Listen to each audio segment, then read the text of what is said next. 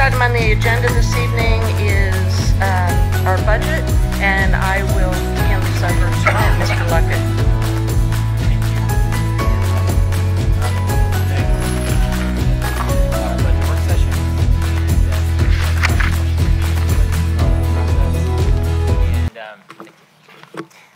We are going to be talking about our current capital projects this evening and giving you an update on where we stand with that.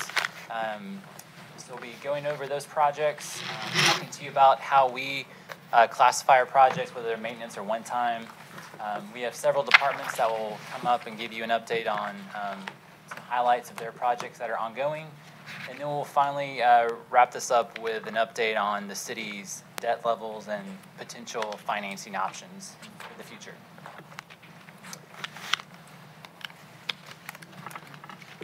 So currently, the city has about $61.2 million worth of capital projects on the books that are approved and underway. This includes both maintenance and one-time capital. As you can see, about 71% of that is the transportation department, and of course that includes the TEAS Plus program as well.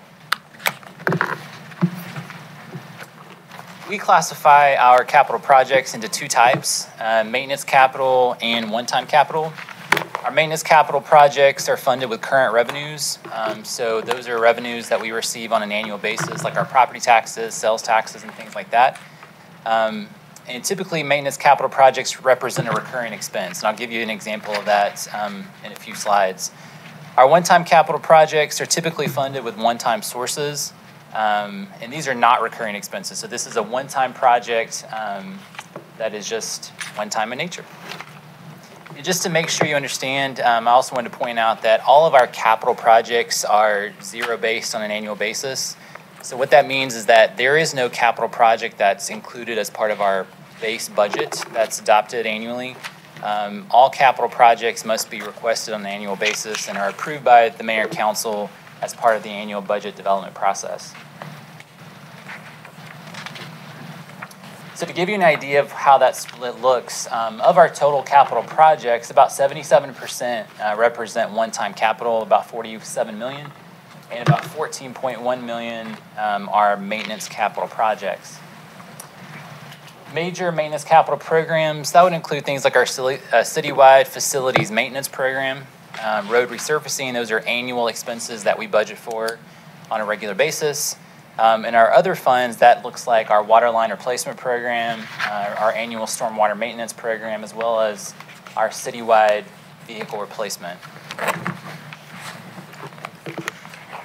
And then finally, I wanted to give you just an overview of the status of all projects. These are all one-time capital projects that are underway. So we have a total of 79 one-time capital projects that are in process right now. Out of that, 10 or about 13% are complete, 8 are substantially complete. You can see there's 7 that are delayed in some way, 1 that is delayed indefinitely, and then 53 that are progressing as planned. So about 67% are right on track. Also want to point out at your seat, I also provided this report. So we won't get into a lot of detail in the presentation this evening, but if you need any detail or want to see the detail, this is available. It provides every single one of the capital projects that are referenced here, as well as the current revised budgets, any expenditures that have occurred this year, any encumbrances, and then what's remaining in that project. And if there's any particular notes we wanted to point out, that's listed on there as well. And these are sorted by department as well as the status of the project. So I'm going to turn it over to Mr. Leatherman, and he's going to give you an update on our recreation and parks capital projects. Thank you, Ryan, Mayor and Council. Just to touch on a handful of our projects as I run through a few of these slides. Again, we have about $2.6 million, as Ryan pointed out earlier. We anticipate attacking the city results and supported areas in our cultural, historic, recreation, and leisure opportunities, safe and secure environment, sustainable infrastructure, well-designed livable communities, and economic development and vitality. So our programs fit into those major categories that are supported by the city goals. Starting with our historic homes, we're currently progressing as planned on these following projects, but the deck replacement at Bullock Hall, roof replacements at Smith, as well as siding and chimney repairs at Mimosa Hall. Just a note on Mimosa Hall is we're continuing to work with Friends of Mimosa on the roof replacement and solar project. We also have the $40,000 set aside to support that project as we presented both to Mayor and Council a few months ago. So that's progressing as planned as well. Numerous park improvements. This is also referred to as our 100 plan. We have money set aside in our budget to replace trash cans and benches and picnic tables, as well as do landscape beautification projects. These are all progressing as planned and anticipated to be completed at the end of this fiscal cycle. Our recreation maintenance capital, also referred to as our 385 plan. This is where we kind of leverage our relationships with our booster clubs to look at park beautification projects, as well as other beautification projects or recreational assets to improve those. So pools, tennis courts, shade structures, kiosk, landscaping plans all fall into this pot and this focus of money. A number of projects, about 15 within this area of our budget, that are all progressing as planned. Again, we anticipate these projects being done right at the conclusion of this fiscal year as we move forward. Some others, this was a mid-year budget adjustment. This was the improvements to the recreation center. So we're doing some audio-visual upgrades, and that's happening right now in our facilities. So we're doing sound upgrade as well as audio and visual upgrades in East Roswell, Hembry Park, and the Adult Rec Center. This was a project that was funded by the Recreation Participation Fund. And then we have our contractor for the design side of the kitchen renovation of the Adult Rec Center is on board, and we're working through the contracting process. Again, both of those projects funded out of the Rec Participation Fund. The Groveway Community Master Plan, this is a partnership project with us and our Department of Transportation. And you can see kind of the yellow lines and the green lines right through here. But this is a driveway connection from the lower parking lot past what is now the pickleball courts and up into the upper parking lot where this is the pool building here. And this is a connector project, about a $200,000 investment that will create a driveway connecting these two parking lots together. We're excited about this plan. What it'll allow people to do is people that are trying to connect to get into this upper parking lot right now have to drive all the way down to Grimes Bridge Road, across Dobbs, back up past the water treatment facility to get into that parking lot. This project and this investment will allow people coming down the road to be able to come through the parking lot, connect up here into these parking areas, and vice versa. Also has a component of our safety. When we have inclement weather, it's a little bit dicey to come up and down Dobbs Road in order to access the pumps as well as our storage facilities, which are just kind of out of the picture here. This driveway connection will allow city staff to do that safer when we have ice issues and other inclement weather. The municipal hall or the municipal grounds complex landscaping. Just want to say thank you to everybody for your patience as we're continuing to finish and button up this project, but we're substantially complete almost with this project. It's progressing as planned. The turf is installed. Most of our planting work is done. We're finishing up the irrigation in the next couple of weeks, and we'll have this ready to go for our Memorial Weekend celebration. The Old Mill Covered Bridge, which is also a mid-year budget project. The contractor is on site right now, finishing that project up. These are actually pictures from last week, but this portion of the roof is nearly done, and then they're working on the other side of the roof right now. Some ADA compliance projects. So we have our East Roswell Recreation Center, the automated doors, which allow for ADA accessibility into that facility. Some curb cuts at the Groveway Community Park to allow for ADA access, as well as some sinks and some new signage at East Roswell Park that we're working our way through. Some other similar projects, just want to point out the Adult Aquatic Center and the Physical Activity Center expansion. These two are supported and funded through our rec participation. This is the design, the Physical Activity Center design expansion. The design was funded in this current budget year of about $50,000. We do have money set aside for and are anticipating an expenditure next year of about $500,000 out of the rec participation fund for that expansion project. But all of these projects are also progressing as planned. From a substantially complete perspective, phase 4 and the final phase of our river walk, and thank you for everybody that was able to attend our ribbon cutting. This has been an outstanding asset and addition to our river parkways.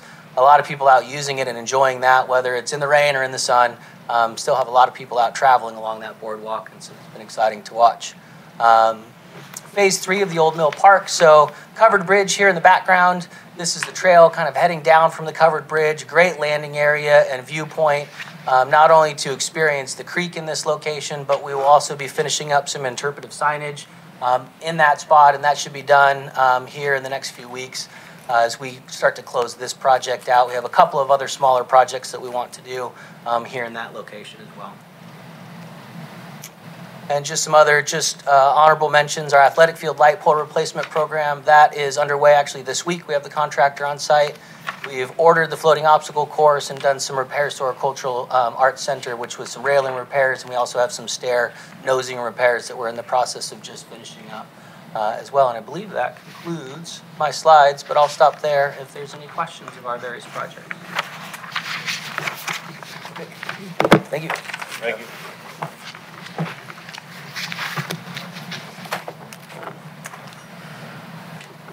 Good evening, Mayor and Council.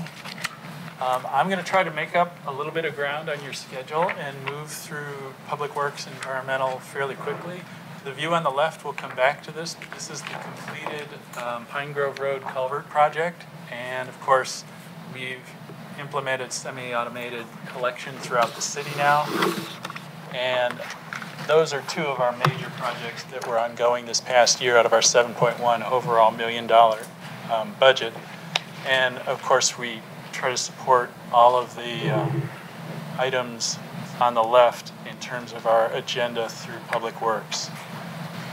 One of the main things that we got done early in the year was added a replacement for our small scout trucks, which this truck replaces 2 of our pickup trucks that are equipped with collection on the back for our long driveways and curbside exemption customers. So we're really pleased with how that's worked out so far. We're substantially complete with, again, the rollout of the carts citywide. Water tower video feed for additional security at our remote sites. The Millbrook water line was completed. We've added a shredder that has a little more horsepower at the recycling center, and 2 front loader commercial trucks, which was one of our critical equipment needs. These projects are progressing as planned, and to begin with, the fleet replacement program is moving as scheduled. We're also looking at a lease option that we'll be discussing tonight in final form that'll change how we do that going forward. We think it's a great opportunity for the city. In solid waste, I mentioned our front loaders on the prior page. This incident where we had one of our rear loaders have a bad experience with fire due to some equipment malfunctions. Took out one of our rear loaders, and that basically our trucks are our key pieces of equipment in solid waste. So we really need those to be operational, and that is moving up on our priority list. The good news about the semi-automated collection is it did come in significantly below budget, so that was a nice net budget savings for the fund. In terms of water, we have a number of small projects, and the mixing system, I want to touch on the SCADA. Basically, that's supervisory control and data acquisition. This is a view from the top of the community circle site where we have antennas that relay communication to and from our remote sites. We have those on top of all of our water tank sites. We're upgrading those communication links because they've been less reliable and have old communication technology. And then our water line replacement program, you can comment there, it's progressing as planned. However, our funds have been a little limited in the water fund, less than we had hoped, primarily due to weather, since we've had a very wet year. But it is progressing as planned, and we've moderated our construction program to make sure we can handle emergencies going into the end of the year. On stormwater, the last couple things, again, we have a master project list. We completed Pine Grove Road, which you saw on the cover slide. That was the largest construction project that we've done outside of East Alley through our stormwater fund, about $800,000 in total. We've just begun Norcross Street, which is going on at the between Josephine Skinner and Highway 9 right now, and that's progressing as planned. That's the last that I have. If you have any questions, I'm happy to address them.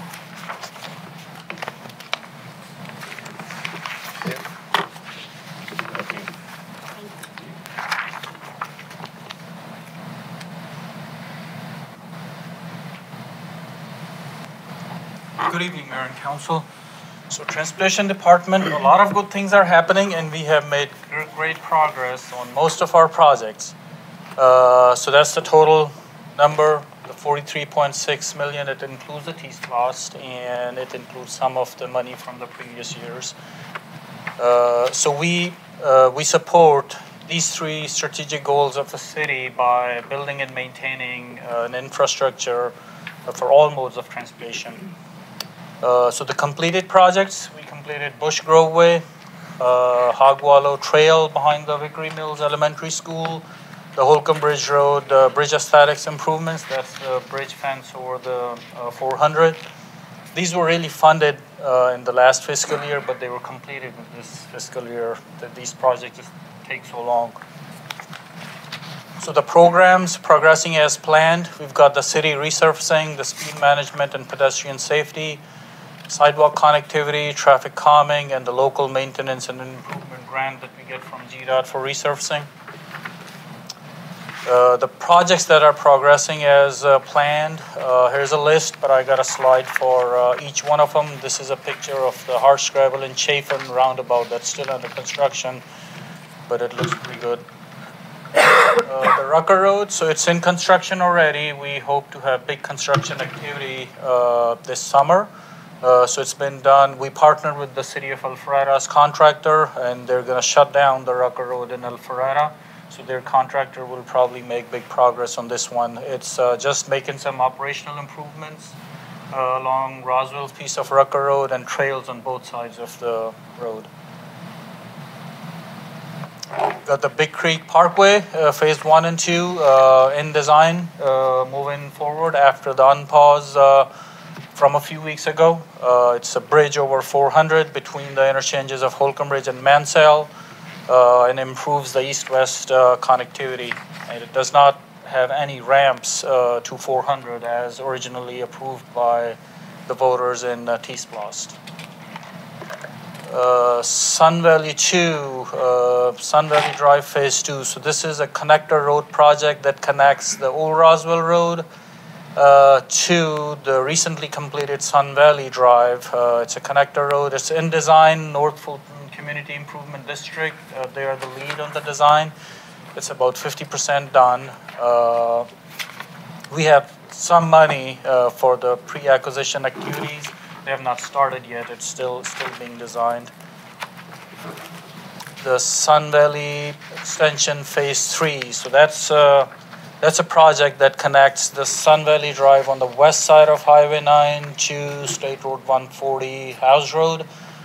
All the activity that's going on that one is a traffic study being conducted by a consultant that the city hired, and we hope to present the findings of that study at April committee meeting.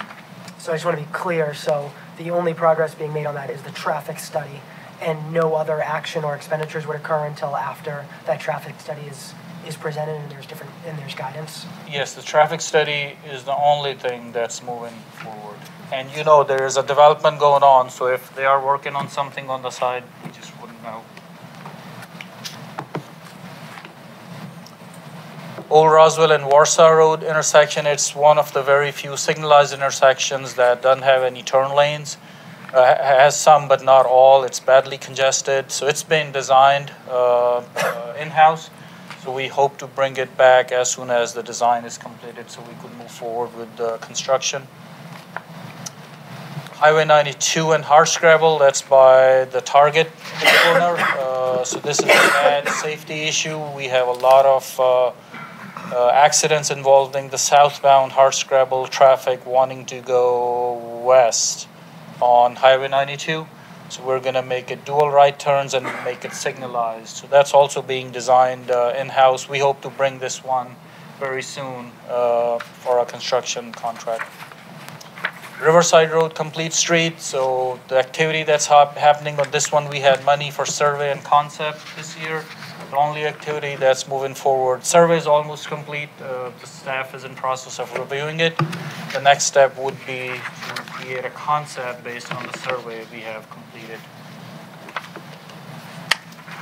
Villiers Road Bridge, it's in design, led by Cobb County. We hope to do construction next year on this one.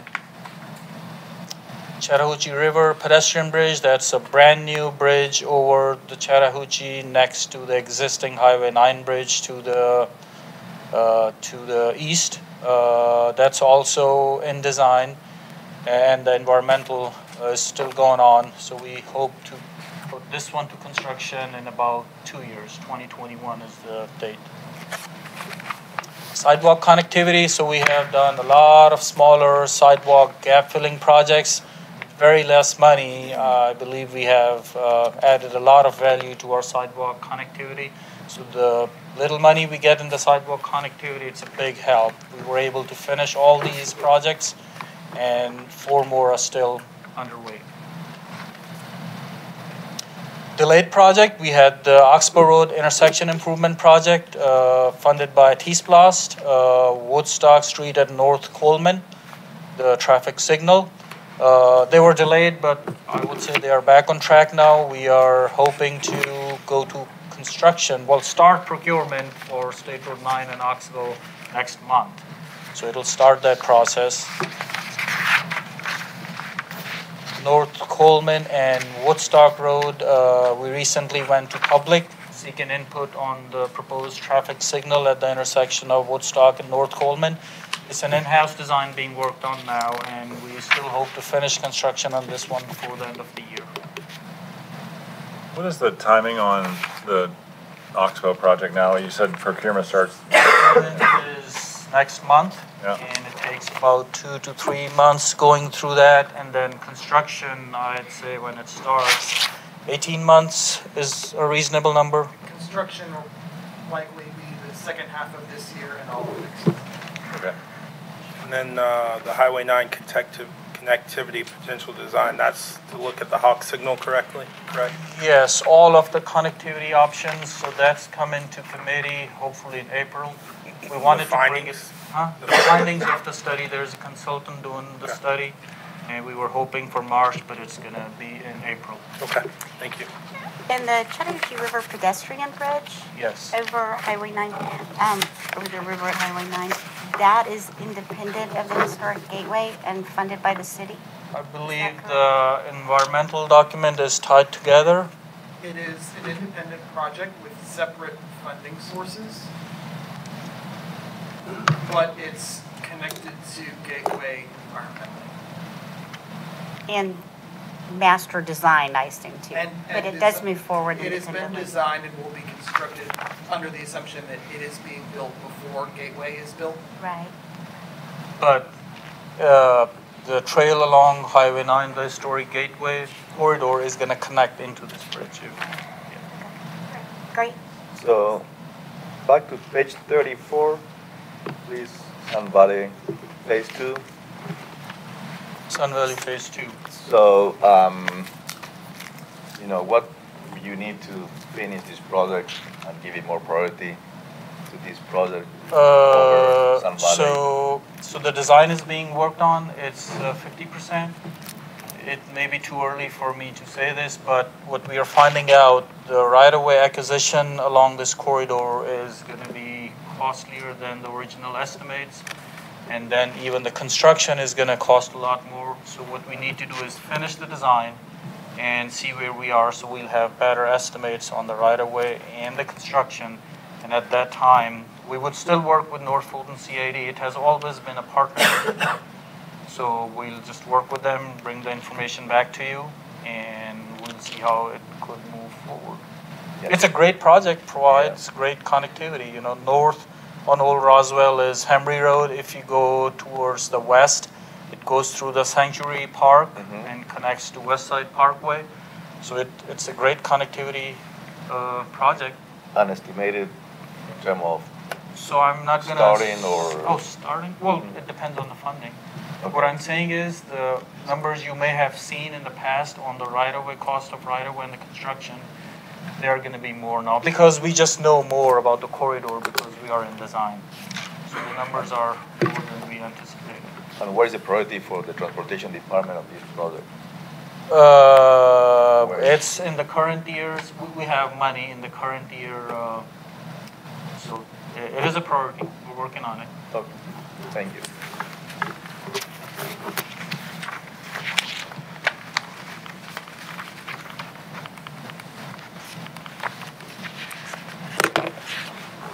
Thank you.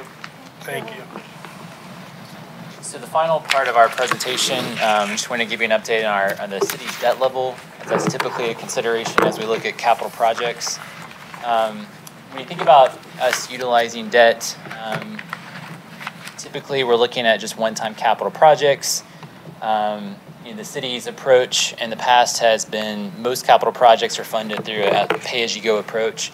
But there are just some projects that are too expensive for that approach, and so that's when we would consider debt as an option for paying for projects such as that.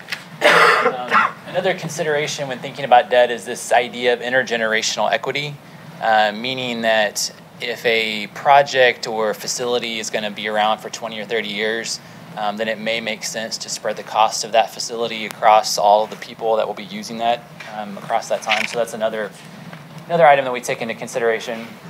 Other things to keep in mind, obviously we'd want to match the term of our debt to the useful life of whatever it is we're building or purchasing. We would also make sure that whatever annual debt service that we would be incurring, if we can afford that as part of what revenues we currently have. We also look at how a new capital project impacts our operating budget. Is it going to require more staff, more operating costs, that sort of thing? With debt, we also have to consider the cost of debt issuance, as well as just selecting the most appropriate financing tool. So just to give you an idea of where we stand, this is as of June 30th, 2018. This is a list of our city tax-supported debt. So this is supported by all the taxes that we receive, such as property taxes, sales tax, anything that comes into our general fund or our debt service fund. So right now, we have... with general obligation bonds, we have original issue amount of $14.7 million. That was issued back in 2013 and 2014. That is outstanding today at $8.2 million. Both of those issues were for a 10-year term and will be paid off in 2023 and 2024. And you can see at the time of the issuance, we got a great rate at 1.27. For the first issuance, up to 1.579 for the second one.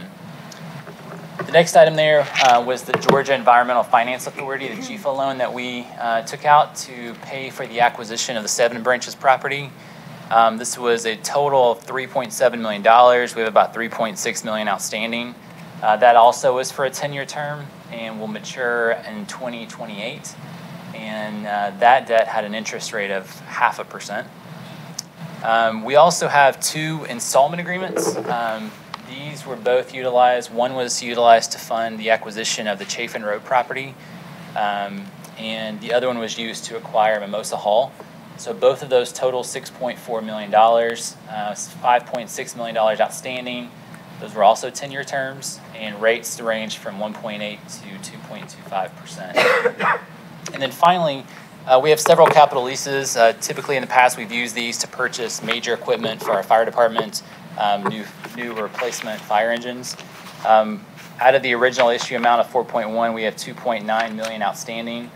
Those range from 5 to 10-year terms, and the rates from 2.19 to 2.79%. So total city tax supported debt outstanding is about $20.4 million. And just so you know, so for our general obligation bonds, by state law, we are limited to 10% of our total value in terms of what we can issue. Based on the amount of general obligation bonds that we have today, we are utilizing 1.6% of our legal debt margin. That's what it's referred to as. The next item would be our city fee-supported debt. This is in our water fund.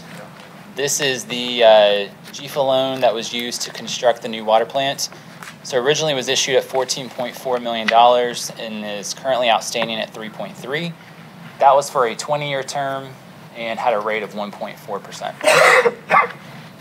So the next few slides, I just wanted to give you an idea of how we compare. And this is something we showed you last year, but how we compare to some of our surrounding jurisdictions when it comes to debt levels, So this first slide shows you our total direct debt. And so you can see the city of Roswell has $20.7 million of outstanding direct debt. So we're on the low side when compared to our neighboring cities. You can see that Sandy Springs is at the top at 176 million. Alpharetta is at 152 million.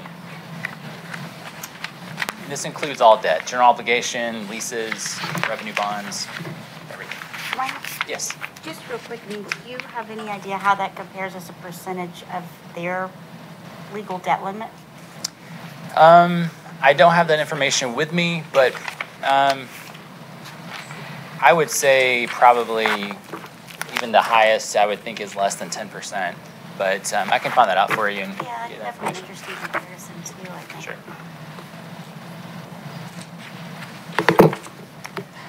The next slide then takes that number and spreads it out across the population. So this is total direct debt per capita. You can see again, the city of Roswell, we are at the low end, $218 per capita, compared to some of our neighboring jurisdictions that have a higher debt rate per capita. The next slide shows you, if you take that per capita debt and you look at it as a percent of per capita personal income, again, here in Roswell, we're at about 0.5% of per capita personal income, compared to Alpharetta that ranges all the way up to a little over 5% of per capita personal income. This next slide, these numbers are more like estimates, so these aren't hard and fast numbers, but this is a statistic that is reported in everyone's comprehensive annual financial report, and it looks at not only the direct debt that each jurisdiction owes, but it takes the debt of Fulton County as well as the Fulton County Board of Education to give you an idea of what the overlapping debt is. So what is a resident of Roswell paying? So these are, like I said, these are estimates because we're taking an estimated proportional share of what is Roswell's out of the county and the school debt. So as you can see, we're at the bottom at $283.26. Ranges all the way up to Alpharetta, which is at just over $2,700. Ryan, is that saying that the other governmental entities have invested more in the other cities than ours? Is that what that's telling me? Do you mean the Fulton County and Fulton County schools? Yeah, whoever else is contributing to the overlapping debt. Not necessarily. This is taking their total debt and just using a figure to estimate if we were to take our share, but it doesn't necessarily mean that was what was constructed in Roswell. Okay, you just divided it by the number of people. Basically, Okay, yeah. thank you. The next slide tells you our annual debt service. So this is what we pay on an annual basis. What that is as a percent of our general fund and debt service fund revenues. So here we are a little bit higher. We're at 3.81%. Go all the way down to Dunwoody at 1.14. Alpharetta is up to 7.36% of their total general fund and debt service fund revenues. And a lot of this that could be contributed to this would be the fact that Roswell's debt typically has a shorter maturity. As we went over, you saw we were mostly at 10 years. Johns Creek, Milton, Alpharetta, and Sandy Springs all range from 10, 20, 30-year maturities. It spreads out. On that. Also, I mean, that's a function of the city's revenues, right, which drives the budget, right? So this is just an indication that, for example, Alpharetta is getting significantly more tax dollars than Roswell is, right? Because they're taking off way more debt, but they still have is that fair? They have the capacity within their general fund budget to fund a greater percentage. Right, got it. Is there a regulation that has a maximum number for this? No. And then the final stat I wanted to share with you was the annual debt service per capita. So we're right in the middle at $29.68, and you can see that goes up to Alpharetta, $76 per resident per year, based on their current debt load. And again, could be a function of the maturity that each jurisdiction has. The final thing we wanted to share was just to give you some ideas of where we stand today in terms of the bond market. what we could qualify for. So the municipal bond rates, this is the current, this is the benchmark rate that exists out there. So for a 10-year, you can see the benchmark rate is just over 2%, ranging all the way up to 20 years, which is at 2.75%. This graph gives you an idea of, the blue bars show you where the rates are today, and then you can see the gray bar here gives you an idea of where we were 5 years ago. So just because we were to issue debt today does not necessarily mean we would receive this rate, because you can see that in 2014, that was 5 years ago, when we issued 10-year debt, the rate was just over 2%, but the city's rate that we qualified for was about 1.5%. So it doesn't mean you'll get that rate. You can actually go less than that rate depending upon our credit qualifications and appeal to investors. And then finally, just to give you an idea of how far $1 million of additional debt service could go. So this is just to give you an example. So if we had $1 million in additional debt service that we could add to our budget, that's the equivalent of approximately 0.2 mils. Depending upon these terms that are listed here at the bottom, this is how much we could have or utilize to fund projects if there were a need. So 10 years, $16.3 million could be used for projects all the way up to 20 years at $27.2 million. Other financing sources, so that's, we're talking about general obligation bonds, but other items that could be considered would be our revenue bonds, if we wanted to devote a particular revenue source to funding a particular debt. Lease purchase, which we've used several of the items that we've discussed. Our Downtown Development Authority also has the ability to initiate financing, which we would be involved with that. When it comes to transportation, we also have the option of the Georgia Transportation Infrastructure Bank that's funded on an annual basis by the state that offers both grants and loans to cities and counties and CIDs. So just to wrap things up, our next steps, we have our next budget work session at the end of this month on March 25th. We'll have our partner organizations here to present. That'll be at 5 o'clock. And the 2020 proposed budget will be presented on April 22nd at the council meeting on that evening. And then May 1st will be our following budget work session at noon, where we'll have our department presentations. That concludes the presentation. If you have any questions, we're available. Ryan, Yes. page 50, if you would, please.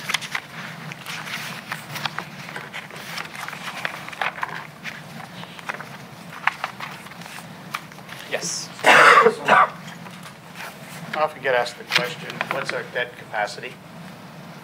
The items you showed on 59, on page 59, that last page, are all of them included in the calculation here? Or do some of them get exempted from the 10%? They are all included in this except for the water plant loan, because that's in a separate fund. It's a different fund. Right. So if it's in an enterprise fund, it doesn't count towards, Right. towards that. Yes, yes. And so if you do the math, I guess our debt capacity, our maximum capacity is what, somewhere around 100 million? Yes. That's the question, again, that's the question I get, is what's our maximum capacity? Not that we'd ever use it, but what would it be? Right. Okay, thank you. That's very So revenue bonds are even included in this? Right. And we don't have any revenue bonds, but for the other cities that do, they're included in there. So can we go back to 54? Yeah. This is a slide, I guess this is pretty telling for me. I asked a question earlier about it, but I just want to see. I mean, I think the challenge is if we take on more debt, we're going to be significantly higher than surrounding cities on this slide, right? Because it's a function of what our revenues are versus our ability to service debt.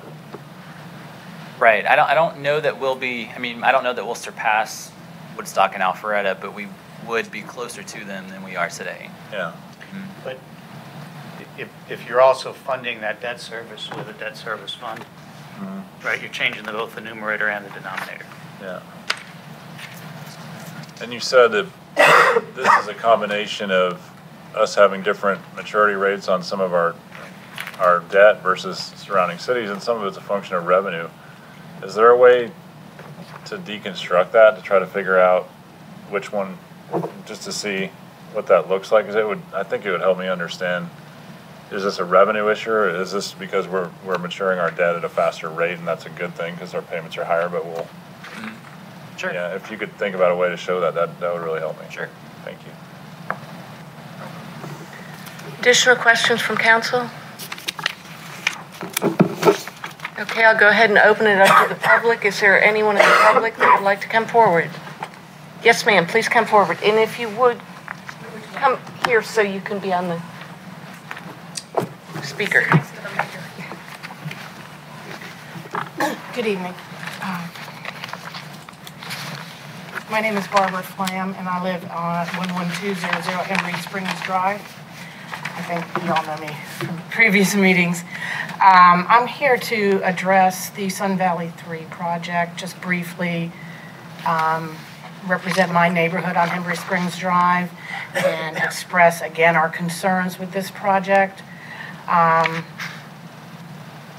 couple of years ago when I spoke with Councilman Zapata, we talked about waiting for the traffic study, which I understand is in or is on its way to council.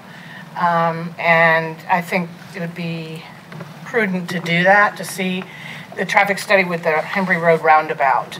I work from home and I have a perfect view of Howes Road, and from my opinion, and just viewing it, traffic has improved so much just from that roundabout.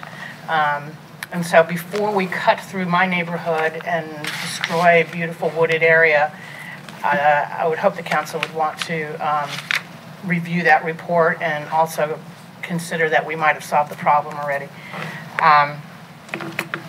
And during all this time that this project has been on the docket, I've been talking with everybody here in Roswell, and Mr. Assenbach, a year or so ago, when I was talking to him about alternative ideas, I said, well, you have existing roads, why aren't we using them? And Howes and Howes Way, it seemed to be an ideal place for a roundabout versus creating one through people's yards. He told me at the time, engineering-wise, there wasn't enough lead in and lead out on those roads to create the roundabout. You have to have so much footage ahead of the roundabout to lead into it and so much out of it because of, I guess, Howes Way is kind of short towards Alpharetta Highway. And I understood that, and that sounded great. So my question today is, if that's the case, as far as designing a roundabout, certainly my little street of Hembry Springs and Darien Park's little street coming onto Howes Road do not meet the criteria for a roundabout. We're a very short street. We have 12 houses. It's on a curve. And if I'm not mistaken, Darien Park is very similar. When you pull into Darien Park, you immediately have to go left. So again, where is the lead way to create these roundabouts in our existing neighborhood? And then my third point would be, we have the existing roads. We have existing roads that can be improved upon. And I don't want my street, my nice, quiet, wooded street to be turned into an extension of Highway 140. We've got children on our street.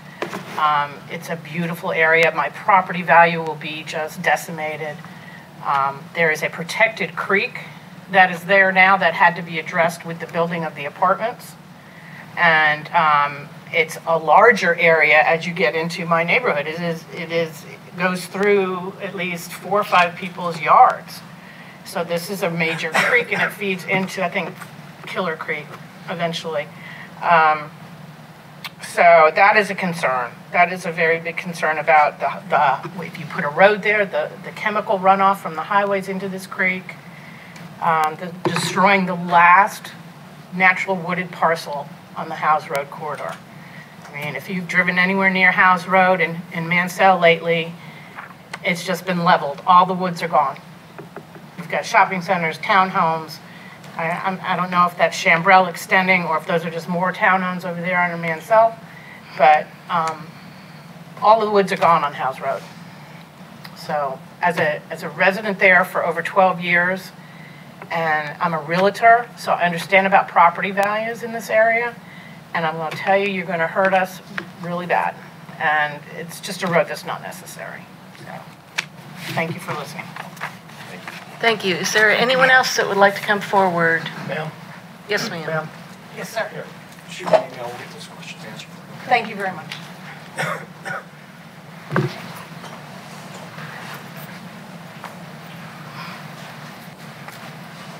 Hello, my name is Claire Snedeker, 765 Whitehall Way.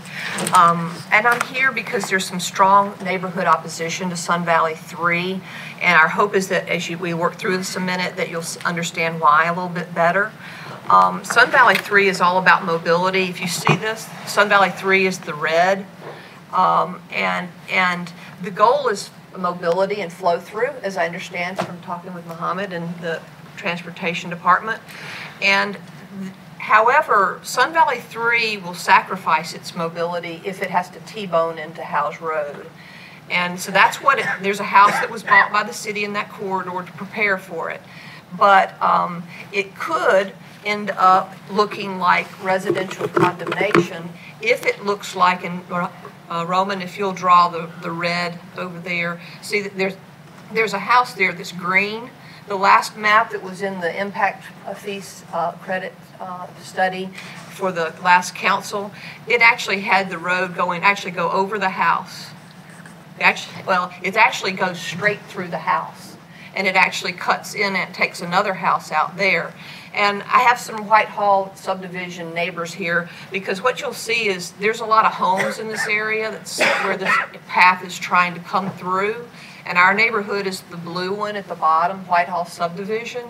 And if as that road comes in and angles through and actually takes out some of those Hembry Springs Road, if it followed the diagram we last saw, then not only would that put our entrance, which is the blue entrance there, really close to that. It's like 400 feet from our entrance. Then the concern is there may need to be a second entrance to our neighborhood. And then there's two cul-de-sacs you can see there with the green houses that might end up having to be a cut through of a cul-de-sac in order to accomplish the mobility that's desired for Sun Valley 3 to flow through.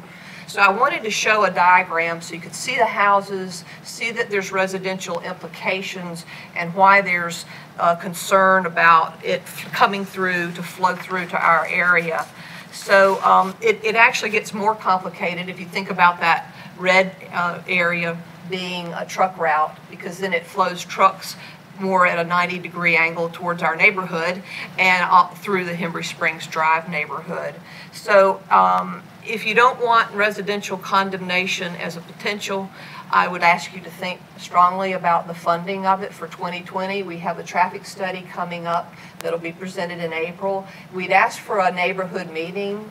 If we can get that from RDOT, if there's somebody here who could commit to that, that would be absolutely wonderful. We've been talking about it for a while, but now we've got a traffic study. And there's a lot of neighbors who are really concerned about the impact on their quality of life if this road comes through. The other alternative that was on the map a while back, see Sun Valley Drive as it exists right now, the black one up there, it actually is office condos, and it comes kind of near Elkins Road. And actually one of the maps a long time ago had Sun Valley 3 going that way, going through office and more of a commercial area. Consideration that would actually then avoid it hitting the residential area. So I actually have some maps that I just wanted to pass out. One is the map of when the city bought the house, and then one is the most recent map that was used in the last agenda packet for the impact fees. It just shows some of these residential markings on the map for your consideration. Thank you. Is there anyone else that would like to come forward? Yes, sir.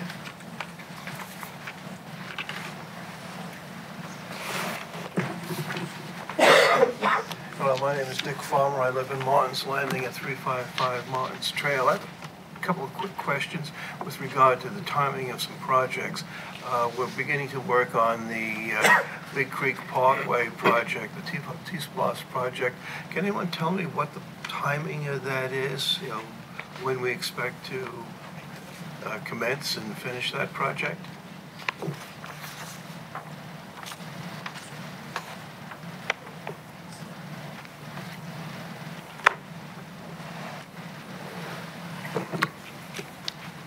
Big Creek Parkway is in the design and right-of-way phase right now. Should be constructed in the next 2 or 3 years. 2 or 3 years. And is that going to be in any way coordinated with that new project that the GDOT has announced, and that is the south of Holcomb Bridge Road, the connecting of Grimes Bridge to Old Alabama? That was caught us all by surprise. So we have a work session planned for that in a few minutes? Okay. So that's what we're going to talk about. Okay. And secondly, where do we stand on the 7 branches final acquisition of that last remaining parcel? That's not on the agenda this evening. Okay. So. But I will compliment you on that lovely plaque that you put in there at the corner of Eves Road and Holcomb Bridge. No one knows it's there, but it's a lovely plaque. And you'd be complimented on preserving that measure of historical significance. Thank you. Thank you. Is there anyone else that would like to come forward and speak? Seeing no hands up, we'll go ahead and conclude this portion of our work session. And the next topic for conversation is transportation. So I'm going to ask our transportation folks to come back up. And this will start our second work session this evening.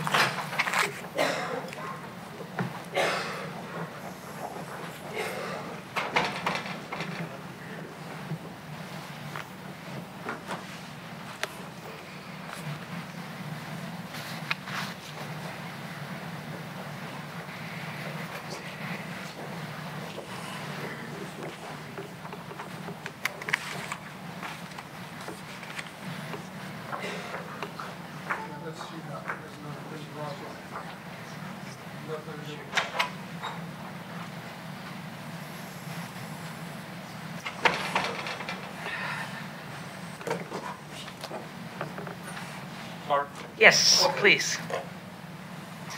So, we're talking about transportation. You know, there is one problem, transportation related, where I have seen in my 12 years with the city of Roswell that every council member, every resident that we speak with, they all agree that's unique about one project, one problem that everybody agrees on, and that problem is the traffic on Holcomb Bridge Road. It's very congested. We have known it for many, many years, and the city has taken a lot of initiatives to improve that problem. So, in professional terms, we call it east-west connectivity in Roswell. You all are very familiar, so the Highway 400 goes through the city of Roswell. There's about a third of the city area-wise on the east side, and 2/3 on the west side. So, 3 big components of that that we have worked in the past. First one is the Big Creek Parkway, and I'll let you know a little bit more on that later. The Holcomb Bridge Georgia 400 interchange, that's the main focus of the problem. That's what we want to improve. And the more recent development is the Georgia 400 express lanes that is the hot topic of the day. So, the east-west connectivity in Roswell. So I want to just define the problem just to make sure we are all on the same page. So State Road 140, Holcomb Bridge Road, it's a very congested corridor. Talk about AM peak, talk about PM peak, talk about lunch peak, talk about the weekend traffic, Saturday, Sunday, no matter what time of day you go there, there's a lot of traffic, a lot of delay. And the average daily traffic on Holcomb Bridge is 70,000 cars, which is a lot of cars for an arterial. So lack of mobility options is one of the main reasons as we think of it as professionals. Because like I said, it's 400 in between. There's not enough ways to get from one side of 400 to the other side. We lack vehicular options. We lack bike head options.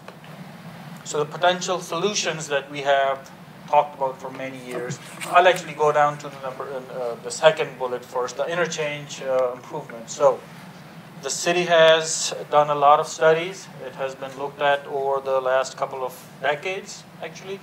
The more recent history, 2012 was the time when we did this corridor study. We called it the Holcomb Bridge Road Corridor Study, looked at the interchange, looked at the few intersections on either side because they have an impact on the traffic and the interchange traffic. It's all connected. It's one corridor. And then in T-Splost, back in 2016, when T-Splost was approved by the voters, the city set aside some money in the T-Splost specifically to look at the interchange, Holcomb Bridge interchange, to look at different options, ideas, and maybe talk about concept and some design. So the city set aside $6 million out of the T-Splost revenue just to look at that problem. Now back on Big Creek Parkway. So that's another one of the biggest, the biggest project on our T-Splost list that was voted for by the voters in 2016. So it's a road over 400. It does not connect to 400.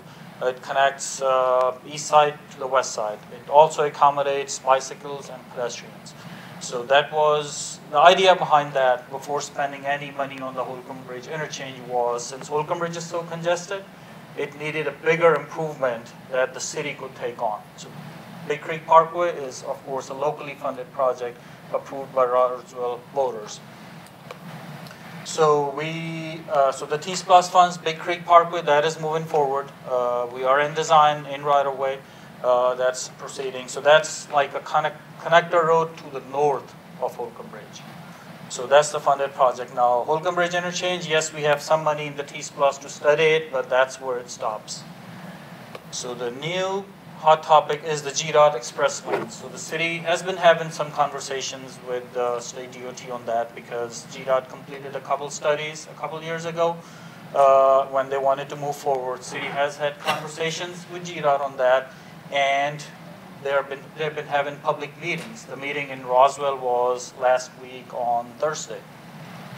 So I want to share what GDOT showed at the public meeting. I'm sure most of you have seen it at the public meetings. I just want to share and explain just to make sure everybody understands what they're showing. So I just come up here. So this is, south is this way, the river on this side. So this is what GDOT is showing as the express lane access, the only access in the city of Roswell. So it's basically a bridge going over 400. It connects to Grimes Bridge, Dogwood Road on the east side, on the west side, and then on the east side it connects to Old Alabama Road. So it's a bridge that you can go across if you're just a Roswell resident wanting to go from one side to the other side. As they're shown, you're able to go either way. This is your only opportunity in Roswell to access the express lanes if you wanted to pay the toll and go downtown. It's only south facing. That means that you can only go southbound and come from the south. You cannot go north or cannot come from the north and take this exit. What they're also showing, with some coordination and a lot of requests from the city, because we know interchange is the biggest issue, biggest transportation issue in the city. So the city has been asking GDOT for many, many years to work with us on this problem. So this is just one of the options that they're exploring. This is what they showed at the public meeting. But remember, this is just one of the options they are exploring. So the way it's shown is this loop ramp going northbound to westbound is existing. So only thing that's really changing is this new loop ramp is coming, the southbound 400 traffic, if they want to go east, they just go around the loop and continue, versus now where there are these ramps and you have to wait at a traffic signal to get arrows to make a left to go east. So, but that is a big improvement. So that's what they're showing, but again, they are exploring at least 2 or 3 more alternates on how they can improve this interchange. Further, this graphic shows, again, it's down south, but this is showing the river, and this is where the express lanes ramp, as shown by GDOT, locates here, and then this is the interchange here. And then this is showing more towards the north, so interchange, and then the city T-Splost funded Big Creek Parkway project. That's the bridge over Big Creek that gets rebuilt, and the city has had a lot of studies and a lot of discussion on having a bike path connection underneath that bridge. So that could become part of it if things move forward. We're going to work with GDOT on that. So this is really the last slide I have, but I want to spend some time on it. So the coordination with GDOT at staff level, and so it has been going on for the past 12 and 18 months. There was nothing solid, nothing decided. We just worked on different ideas, different concepts, worked with them. The goal was to get the best out of the GDOT's project for the city of Roswell. And the city has shown a willingness for financial partnership with GDOT only for the Holcomb Bridge, Georgia 400 interchange piece, nothing else. So the next steps, there is still opportunity. The public meeting by GDOT is tomorrow, Tuesday, in Sandy Springs. And then GDOT is still receiving public comments till March 27th. There's ways to receive it electronically. There is ways to submit hard copies, so please do that. And we actually have GDOT's graphics on display in the rotunda downstairs. There's all the handouts that GDOT shared at the meeting. Everything is there, the comment card, their letter that shows how to make comments electronically. Everything is down there. And remember, the date to put in comments is to GDOT, March 27th. The city, RDOT staff is also going to submit their comments to GDOT before the deadline. And GDOT is still working on their big traffic study that's going to show us how the traffic is going to look like, how much improvement we get on Georgia 400. If there is express lanes, there are some cars from Georgia 400 that are going to use that, the ones that want to pay toll. That helps the general purpose lanes. That's how GDOT is selling the project. So if 400 general purpose lanes, they flow better, that helps all the east-west arterials.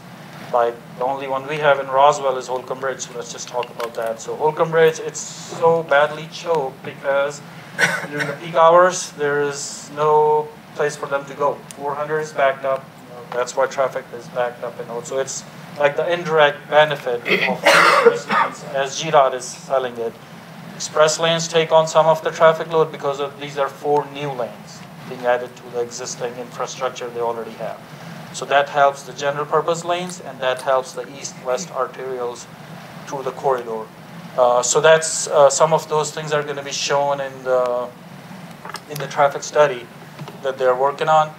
So that's all I was going to present and open it up for discussion. Question, thanks, Mohammed. Can you share any details you might have about the Holcomb Bridge Road widening? Like, will it be adding lanes? Will it be adding like safer pedestrian movement? So specifically for Holcomb Bridge? For Holcomb Bridge, yes. So really the interchange, because... Yes, and physically the bridge itself. Yes, so like I said, and I can tell you that in this day and age, any project that's going to be done, it's going to have the bike accommodation. And of course, that will be one of our topmost comments. Like I mentioned, there's opportunity further north underneath the bridge over the creek. Right. But like I said, this is just one of the alternates GDOT is looking into, and it will be our comments. But I can tell you that in this day and age, like I said, there will be pedestrian and bicycle accommodations. About the widening, we just don't know. It won't be, so yeah, we may need some more lanes on the bridge if this is the concept, like to go on eastbound, to make a left to go northbound, there's only one lane. It could use another lane, but it will only be on the bridge, and if it needs to extend a little bit, they will, but nobody's talking about adding lanes to Holcomb Bridge itself beyond the interchange. Just reconfiguration. Okay, good. All right. They want to focus on the north-south corridor. Okay, all right. One of the main points, if I understand it correctly, in redoing the Holcomb Bridge is to prepare for possible BRT as well underneath, correct? Yes. Yeah, so the BRT lanes would probably come down to the middle, and people would go down to the BRT in the middle. Yes.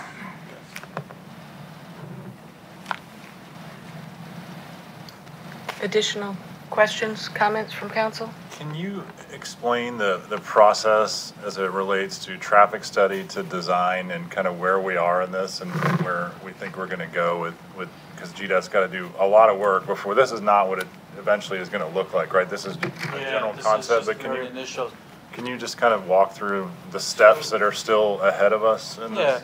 So I guess. And how long it's expected to take, the operation. Yeah, okay.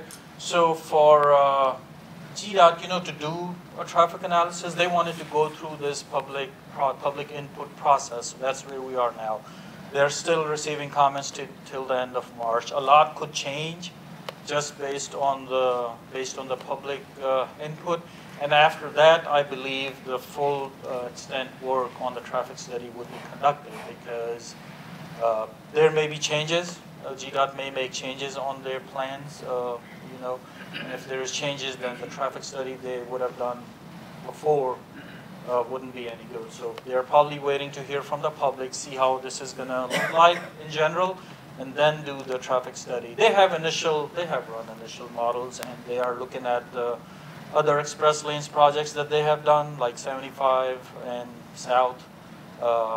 They are very successful in GDOT's mind in moving the traffic flow on the main corridor.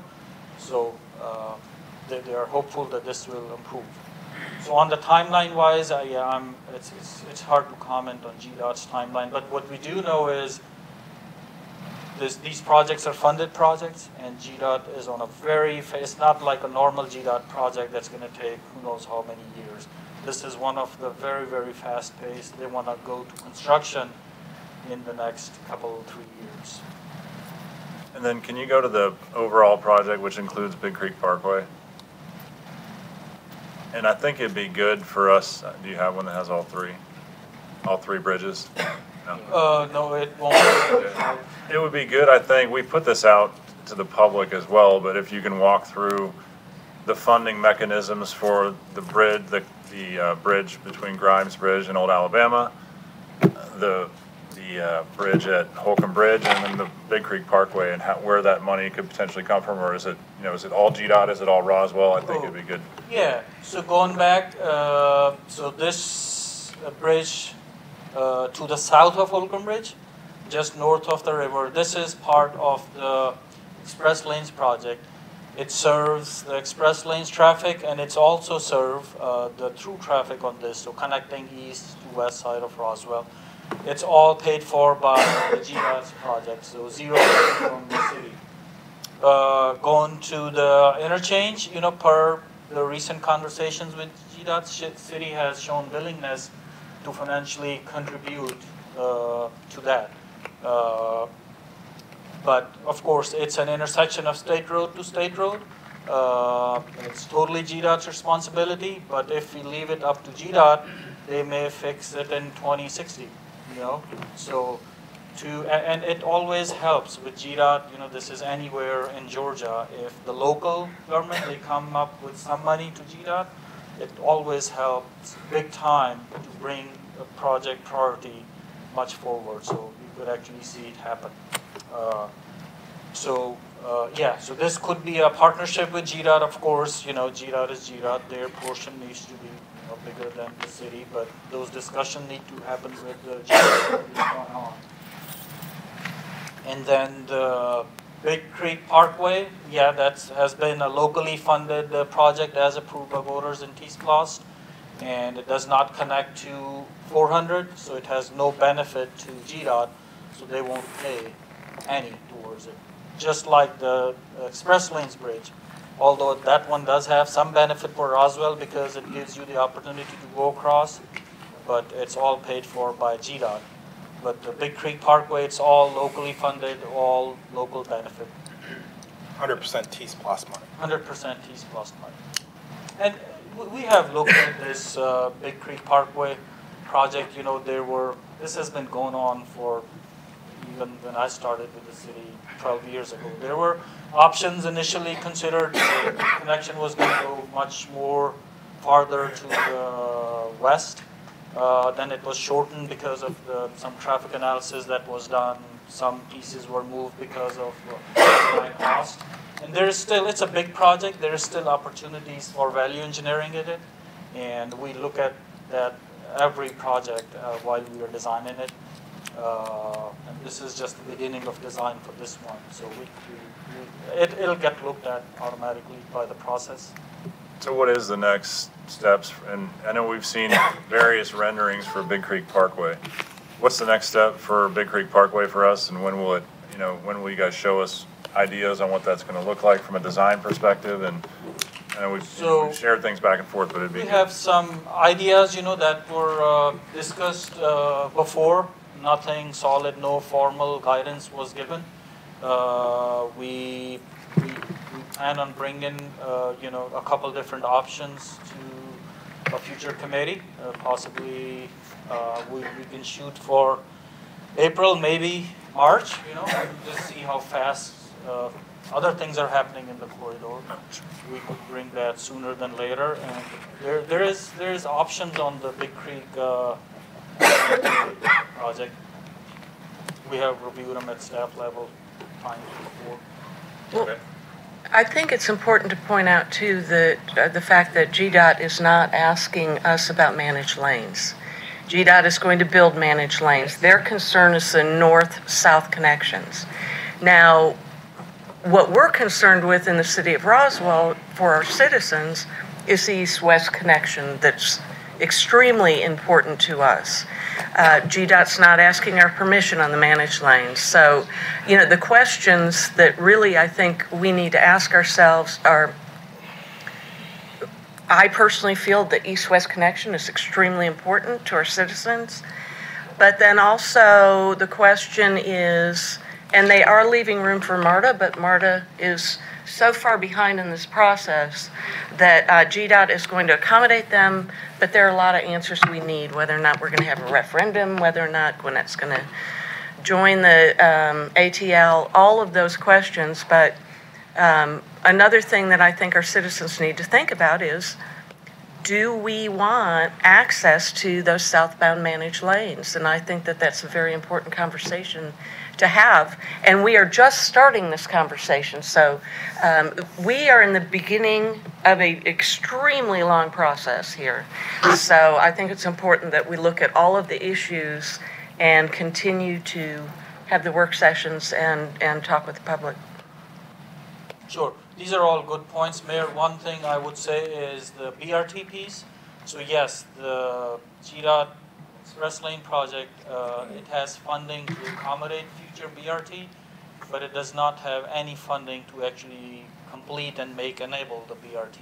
And that will have to go to a public referendum. So I wouldn't worry too much about the BRT piece. It's going to go to public at a referendum anyway, and whenever that happens, we'll see what the public thinks on that one. But yes, this project will only accommodate future BRT. Nothing is going to happen as part of this project on the BRT side. Mohammed, just one more quick question about the big picture. Looking north and south of Roswell, where are the other access points? Oh, so the graphic. So Rob, can you help? The next one down south is. It's Sandy Springs. Okay.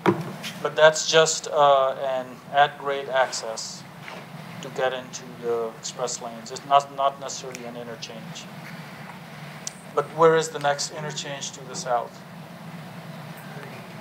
Can you pull up Google? It's at Pitts Road. I have a graphic if you want to see it. If you want to show it. Pitts is the southbound access, and north will be near Encore Parkway. Scroll down.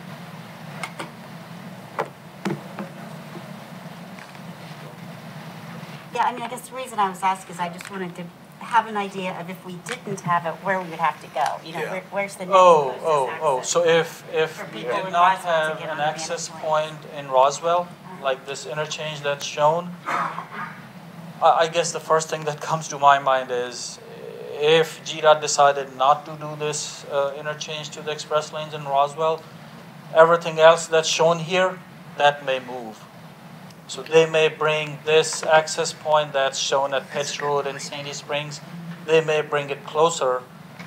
Because, we all know that, like, through the 400 corridor, Holcomb Bridge is the topmost traffic volume generator, you know, coming in and out of 400. So they gotta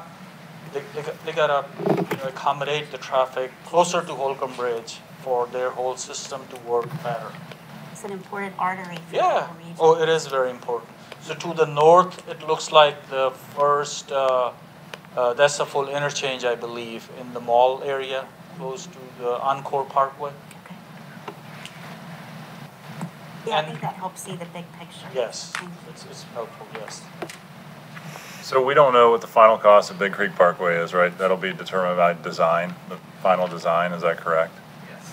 And so it's safe to say that savings from Big Creek Parkway could be used for the partnership with GDOT at Holcomb Bridge, right? Yes, if the city wants to partner with GDOT financially, that the city has shown willingness to do so, and those are the discussions we need to have. If it's a financial partnership, where does that money come from? Right. And like I said before, you know, the Big Creek Parkway, that takes 80% of our T-Plus money for one project. And like I said, in the past, there have been options up and down. So the way I guess it works is it's a very costly project.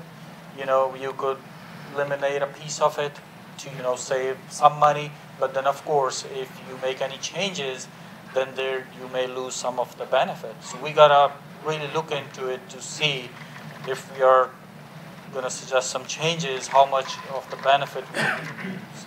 But I still feel there is opportunities on the Big Creek Parkway that we could look at. Yep. Because if I were to compare, you know, I would compare the benefit we may lose on the Big Creek Parkway by realigning it somehow and put it towards the interchange, you know, then the benefits there could be much more than the benefit we may lose on Big Creek Parkway. Just And I think the last thing that I'd probably just like the public to hear is in the meetings that we've had with GDOT, this is really a holistic solution. It would be hard to see the connections to the managed lane happen south of Holcomb Bridge. If that didn't happen, then I don't think that we would get the Holcomb Bridge interchange redesign, because these are all projects that are kind of working together. So, you know, as we work through this and work with the public, it's important to be thinking about this as a holistic project as opposed to bits and pieces, because it's all going to have to work together. Additional questions, comments from council? Okay, before I open this up to the public, and like I said, this is the very, very beginning of this conversation.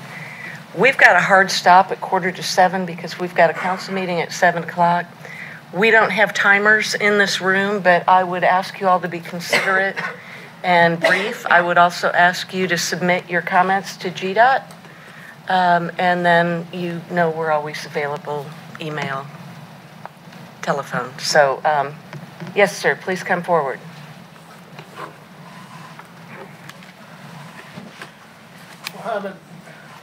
Please come up where you're on the microphone, please, and identify yourself.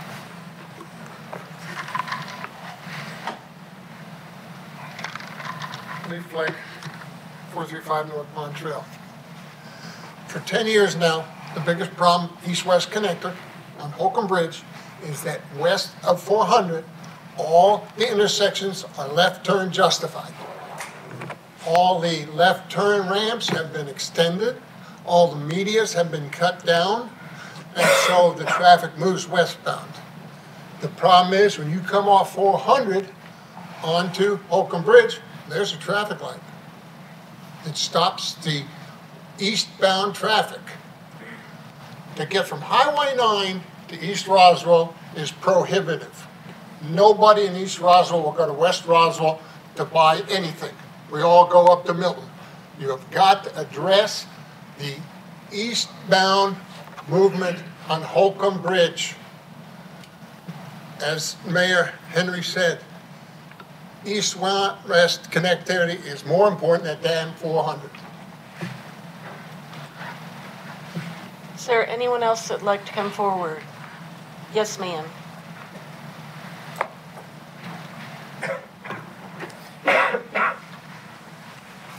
Claire Snedeker, 765 Whitehall Way. Just the question about Big Creek Parkway, if it ultimately connects with Commerce Parkway, which is 4-lane and good infrastructure, and if there's a way, it seems compelling to connect with Howes Road and fix that interchange that has never been functional going north there. So I just wanted to ask about that. So, yeah, that was very, very initial, probably 10 years ago, where we talked about, when we studied the Big Creek Parkway concept, it was called something else back then. Looking at the map, it makes a lot of sense, take it all the way. But then when the further analysis was done, doing the traffic study, looking at what it's going to cost to extend the Big Creek Parkway beyond Warsaw to take it to Old Roswell Commerce Parkway, the cost was too high and the benefit was not there. So that was eliminated long time ago. So it's not? No, that's not what we were talking, yeah. Thank you. Yes, sir.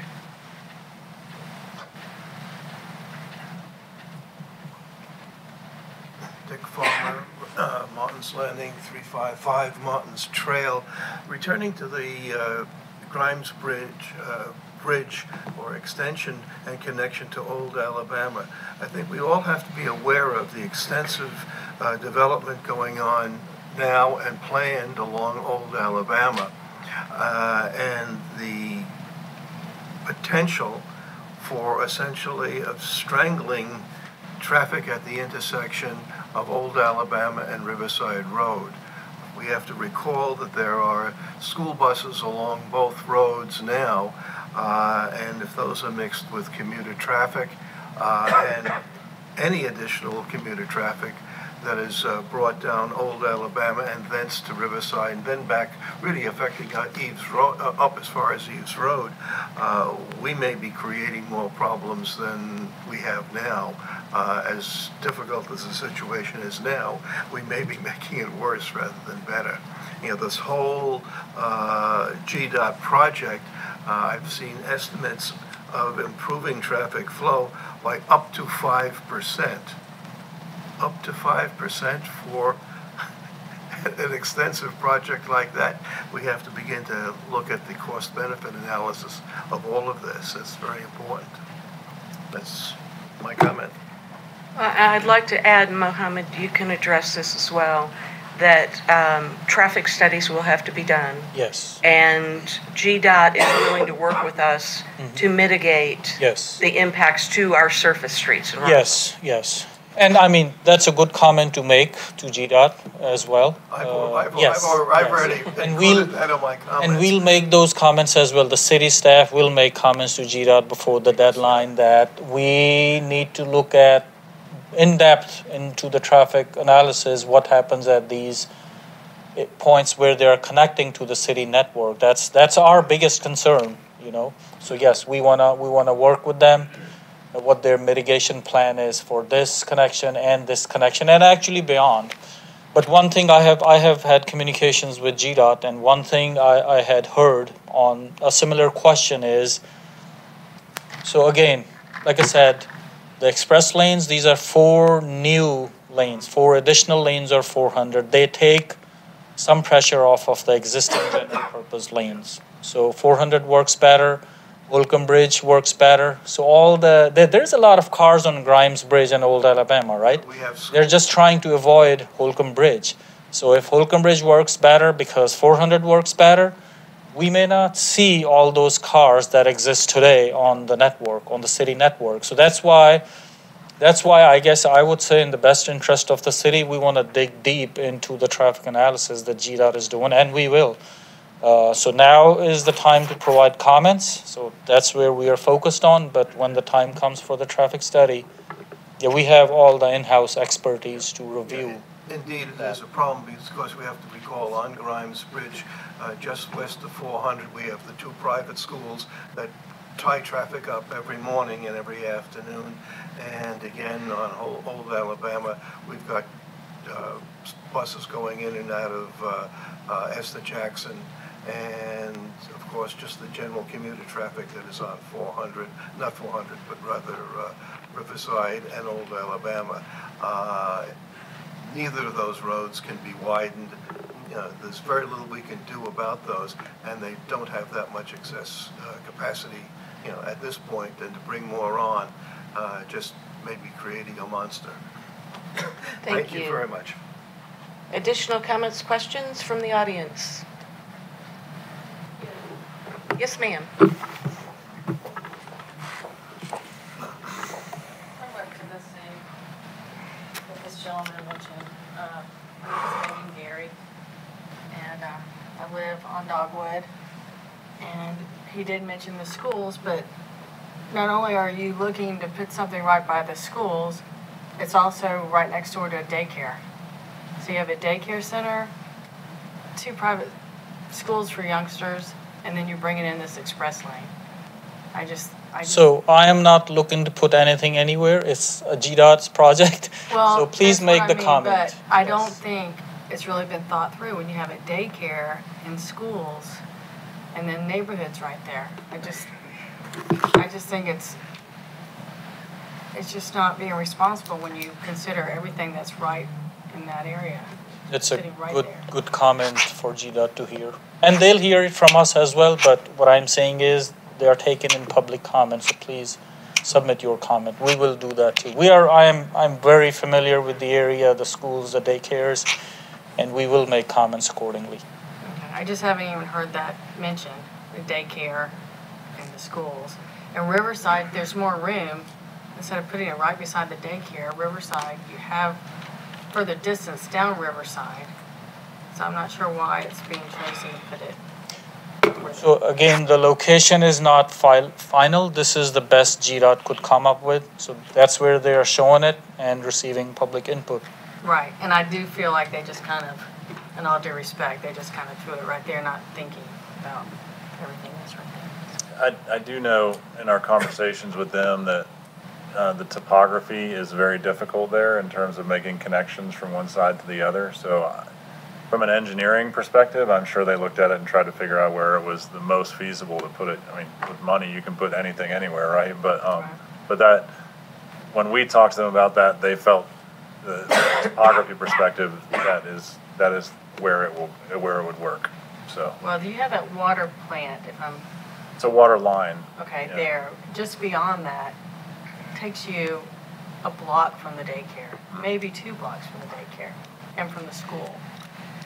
And it still gives you the same area of access, but it doesn't put you right on top of schools and daycares. Again, that's GDOT's bridge, so that's their project. As Director Ralph said, submit those questions or comments to them, and we will do the same. All right, to address that quickly, on next door, as neighbors are talking, one mentioned that GDOT, I guess he went to the meeting at Doubletree, and GDOT said they're not requiring it, that Roswell asked for this express lane, that GDOT's not requiring it to be there. The South Bridge. Yes. In September, GDOT presented to us a connection to the express lanes at Big Creek Parkway, which the council said no to as a function of that being a local bridge according to the T-Splosh vote. So after we said no in a resolution, they came to us with this bridge as the next option for them. But it's still not required. Is that correct what GDOT's saying? That's a GDOT question, not a City of Roswell question. I will say, though, that you need to look at this holistically, and without connections to the express lanes, there is no rebuilding of Holcomb Bridge Road, which is something that I think everyone in Roswell would agree is a good project. So. Well, I'm not disagreeing that we need it, because I live right there, but I just don't, and I loved it when you said we need to talk to the citizens, and I don't feel like, all the parents for that daycare I hear are so upset, and you've got the parents of these schools, and you've got a neighborhood, our neighborhood sitting right there, where I could just go a little further down Riverside. I heard you say that. Could you have Mohammed point to where you're talking about? Where the daycare is? No, you're talking about where you could move that bridge to. Oh, well, just beyond, a little south from where they have it, there's how water, what did you call it? It's a water station, I think you called it. Can somebody just point to that? Because I think you're giving some really good input here. This is the river. This is where GDOT is proposing it now. It's probably halfway between, you know, where the about right there. So you're away from the daycare, and you're away from the two schools on the one. The daycare is on the right corner, and the two schools are on the left. And if you just came further down, away from that. I mean, they could look at that, but just one thing that comes to my mind is, so remember there is express lane, and they have to come up, right, to this bridge for people to go across and to enter and exit the express lane. So it's widened.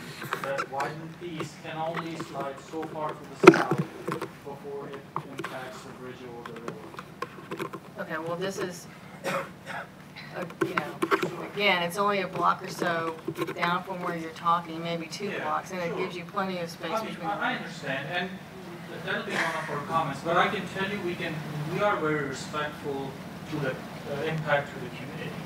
And I went to multiple meetings, not just Roswell's meeting, and I have seen what's shown in Springs. This is not the only issue GDOT is going to have to work through. So, like I said, please make your comments. The city will make comments as well, and we just see how GDOT is going to react to all these concerns. These are all good concerns. We appreciate it. Is any potential big improvement on Grimes Bridge Road and Dogwood? So is any potential, is a physical, here? Yes. Well, Any big improvement for traffic flow in this intersection? So, I mean, knowing Grimes Bridge, knowing Dogwood, there's only so much improvement we want in the traffic flow, right? You know, we don't want to make it 4 lanes, right? It's going to stay at 2 I'm saying the lane road. intersection. Yes. Intersection. Just intersection, so Yeah, you sure. can It keep people moving or cars moving. Yes. It actually needs turn lanes today. It could use a couple of turn lanes. It could, there is some property that's just vacant, that triangular piece between the roads.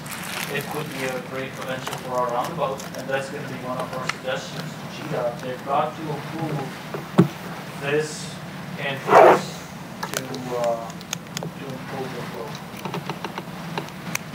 Thank you. Thank you. Is there anyone else that would like to come forward and speak? Yes, sir. Hi, I'm David Froman. I live at 300 River Bluff Parkway. I basically live about a third of a mile up Grimes Bridge Road, right behind the cottage school. And, you know, again, like everybody else, we just learned about this the last week or so. We agree that east-west is very important. And actually, as I understand the new South Bridge better, I think I have more of an appreciation for it. The idea that it's actually a local bridge as well that we can actually use to get back and forth. Also, people who would want to get into the express lane southbound can actually also come, who are coming from the east, can actually just go from Old Alabama, so that's good. The question is, how do we function as a community during a construction project of this size? I mean, you're literally scraping out 400 and rebuilding it for 17 miles. How are we going to move? How do we function? How do we sleep? Sir? So I asked myself that same question this morning as I came north on 400. Yeah. And if you've noticed from the intersection of 285 and geez, almost up to Roberts Road now. Right. Is in that state. Yeah. And you can kind of, if you go down there and look at it, that's what all the way up to McFarland we'll be having done. So, you know, for the local communities around Dogwood and Grimes Bridge, when do you build the bridge, which will probably take a year or so, and how do you know, people whose homes are right there, how do they sleep? How do they function with all the light from the highway? How do you build a bridge there in a very active, vibrant community? Not saying we need to do something. I'm just trying to figure out how to do it. I think GDOT can answer that better than we all can. And I think, my final thought is this. I think as individual citizens, we kind of feel powerless. We can write a comment, but you know, who knows who's going to read it.